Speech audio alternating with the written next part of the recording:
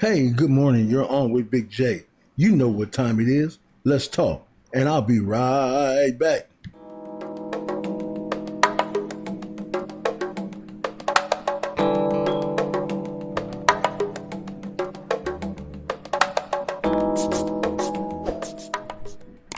Hey, what's going on with you today?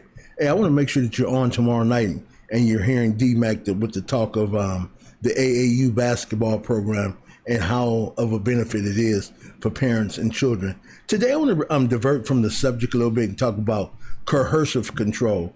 I can't stand people who use this methodology of controlling people. And because not too many people know about this narrative, it's going on all over America. What really happened with Kwame Brown was this. It was two individuals who said on network TV who have issues with themselves and things they don't want to deal with. So it became easier to control Kwame's narrative because there was something there that they wanted, realized, and found value in him. See, people don't break in empty houses. People only break in things to where there's value. So that's what coercive control is. Let me read it to you, the definition. And this is so amazing because when I look at this and I study what's going on YouTube, I'm starting to understand.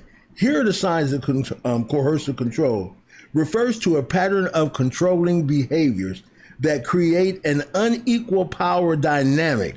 It just does not happen in a relationship. It happens in business. It happens in sports. It happens anywhere there are multiple parties involved in anything that equals possible success. Let me say it again. Coercive control refers to a pattern of controlling behaviors that create an unequal power dynamic in a relationship, in business, or anything to where success is trying to be achieved. These behaviors give the perception, the perpetrator power over the partner or over the individual that they see as nothing or deem as irrelevant, i.e. Kwame Brown. So it was that position in that statement to where those individuals took advantage of because they felt he wasn't going to say anything. And when you don't have an audience, that's when the people and the enemy will take advantage of you. But when you have an audience, the narrative changed. You got that? So what Kwame Brown actually did, he changed the narrative because of an audience. 20 years ago, these individuals started this type of psychological control, starting with Stephen A. Smith, and he sat and he never said a word. But now with an audience, he's able to capture and allow people to know what this looked like. Michael Jordan did the same thing. Where did he start it with? Kwame Brown. I'm sorry. Then when you look at Steve Kerr, then when you look at it also, it was now being done to who? Other individuals. If you don't believe me, let me show you how deep this is.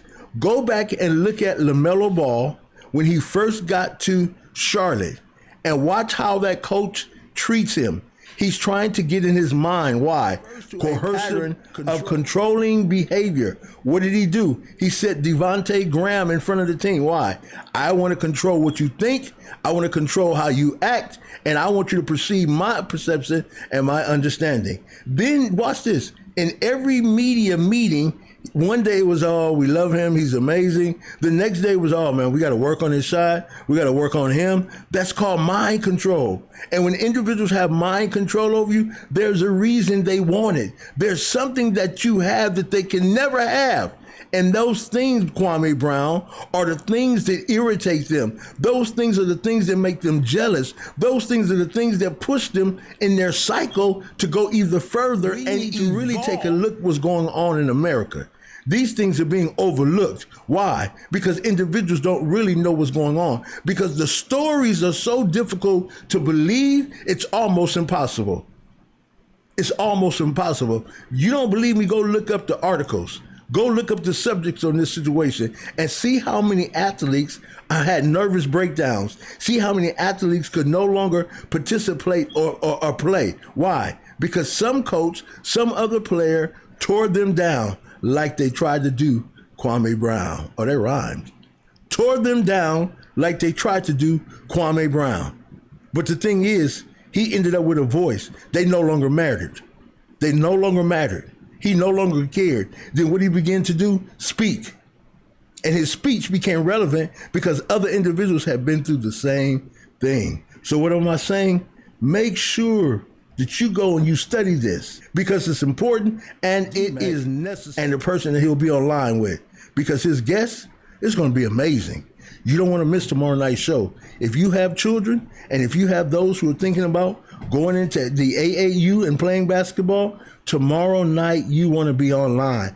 Just not basketball, baseball, football, other dynamics, soccer is worldwide and it is big now.